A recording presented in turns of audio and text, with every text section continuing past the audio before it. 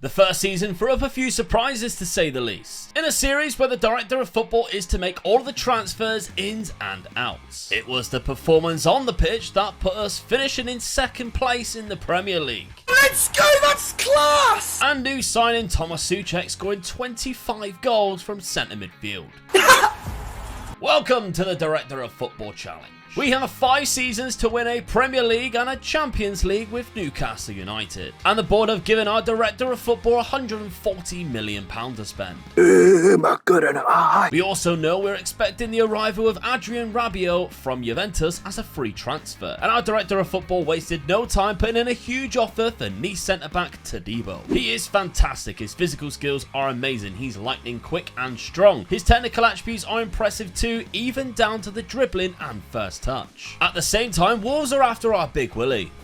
Don't worry though, our Director of Football has rejected it. A month later and Todibo is our player, but he remains the only transfer made so far. We have £90 million left to do stuff with, but Dan Ashworth is kind of twiddling his thumbs and he's not even putting in bids. Come on, man! And Todibo remained our only signing going into the first match against Arsenal. And it was a cracking game too, with all the goals happening in the second half, starting with Almiron's finish. Arsenal's new signing Benassa equalised on the 69th minute, but when Rabiot came off the bench, I thought he was going all the way before he was dispossessed and Souček thought he'd scored the winner. But unfortunately, Fabio Vieira smashed a penalty down the middle in the 93rd minute to end the game 2-2. We faced Leicester straight after in the league and it was a lot more comfortable. Souček's header put us ahead in 15 minutes and it was Isak who scored the second right on half time. Callum Wilson appeared from nowhere at the back post to secure the win. A good 3 points. Unfortunately, that was followed up with a loss against Chelsea and a draw to Wolves, conceding in the 88th minute.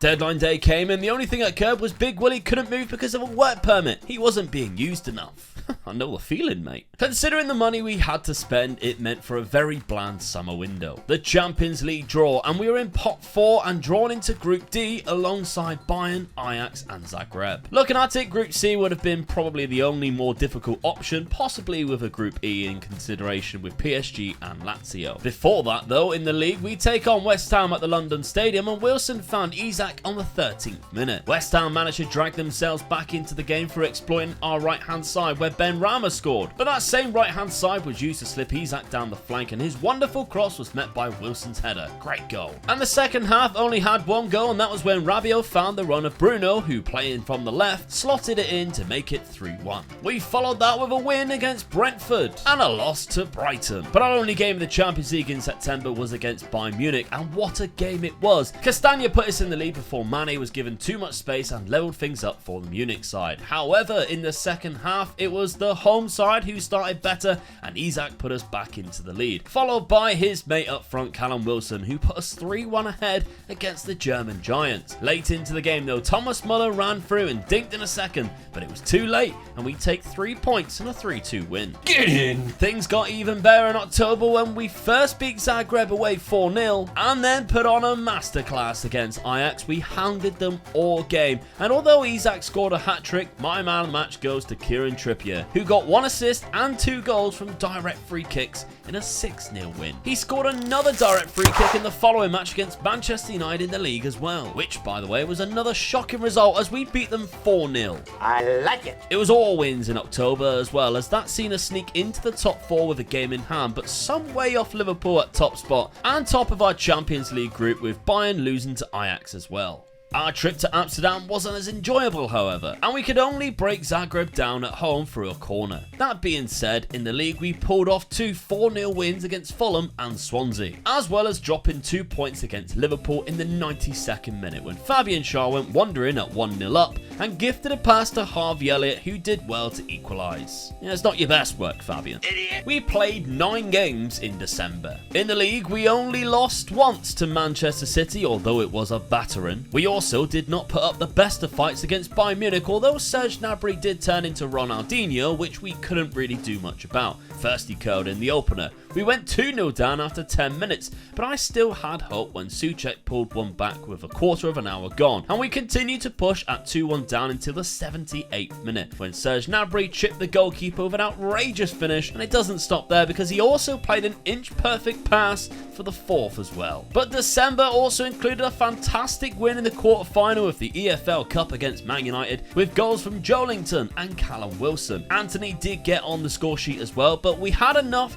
to get through the semi-final in what could be our best hope for a trophy this season. Draws to Leeds and Crystal Palace in this incredibly stacked month could have been a lot worse. Amazingly, we finished 2nd place in our Champions League group behind Ajax, knocking out Bayern Munich. And we faced Barcelona across 2 legs in the round of 16, who Newcastle famously did beat 3-2 in 1997. January came around and the first Ballon d'Or win for Erling Haaland. And our director of football started making transfers again, signing Manuel Ugarte from Sporting for £29 million. Unfortunately, he arrived 2 days late from saving us getting destroyed 4-0 by Man United. He started, however, in the semi-final of the EFL Cup against Liverpool, where his pass to Souček allowed him to assist Isak for the opener. Trippier whipped in a free kick and Dan Burn then put us 2-0 ahead. And surprisingly, we beat top of the Premier League 3-0 in the first leg when Isak scored his second first half goal, which allowed us to book our place at Wembley when the second leg finished 3-2 to Liverpool, knocking them out 5-3 on aggregate. And our director of football celebrated this win with a new signing, 23-year-old Rodri from Betis, a very talented Spanish attacking midfielder who we picked up for £44 million. He's been having a great season so far with 7 goals and 4 assists, and I'm hoping he can do the same here in England. Boy, do we need him too, because things have gone very sour, losing to both Everton and Wolves. More signings came through the door with another left back in Gutierrez for £12 million. Another young Spaniard who is fantastic to be fair and slots straight into the starting lineup. Just before deadline day, our director of football is trying to obtain a young Serbian centre-back. He agrees to sign just before the match we have on deadline day against Leicester, a must-win for just £7.25 million.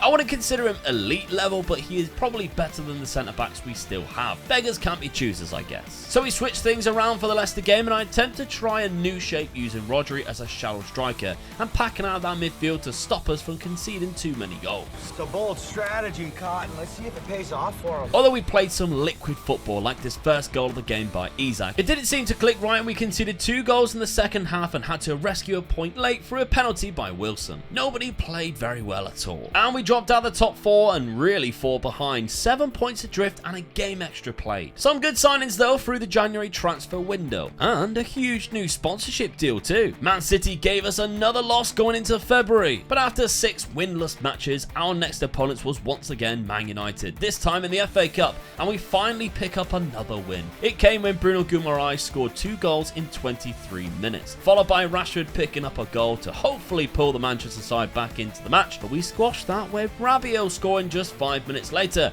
knocking them out of the FA Cup. And it gave us a spark, just what we needed as we go to the Emirates and pick up a 1-0 win, and that followed with another win against Brighton. But then we ran into Barcelona, who were also in form and scored 2 goals in 2 minutes through Ansu Fati and Dembele. But we got a lifeline, I guess, when Bruno Guimaraes was played through and his cross was turned goalwards by Frankie de Jong. And somehow we make the second leg to come even more interesting when Castagna equalised with 10 minutes to go. But it's Carabao Cup final time versus Leeds. Can we win our first trophy? Here we go. And in the game that had just 1 goal, it was new signing Rodri who found the back of the net, helping the Toon Army lift their first trophy in this new Saudi era. But let's be fair, it's only the League Cup. How dare you? We actually faced Leeds 2 games later as well, and Callum Wilson scored his 4th and the winner in the 96th minute of the match. Incredible. Unfortunately, our run in the Champions League came to an end though with a 1-0 loss to Barcelona in the second leg. And it was 2 eliminations from 2 games when West Ham scored 2 goals in the 88th and 91st minute to knock us out of the FA Cup in the quarter-final stage. So with 7 games left, it's just the league we need to focus on, and that 5-point gap away from Arsenal in the top 4. And that quest started off great with a 5-0 win against Fulham. Then against Watford, wing play in our 4-4-2 decimated them, and when the Spanish combination of Gutierrez and Rodri scored the first goal, and then from the right-hand side, Rodri's run for the cutback to Isak. It was 3 wins from 3 against Swansea. Surely the top 4 is going to be ours, right? Well, a loss against Liverpool won't help. Damn it, Carl! And with 3 games left, we still trail 5 points behind, and we've even played a game more. It does not look good. We did win our last 3 games of the Premier League, but a 6th place finish is as high as we could get. So I have one question to ask you all. Do we scrap the 4-4-2 tactic formation? And if so, what do you think we should go for? Because we have so many centre midfielders, and we have 231 million that could be spent in the summer. But remember, it's not down to us who we sign. And a little spoiler for the next episode, we signed another centre midfielder.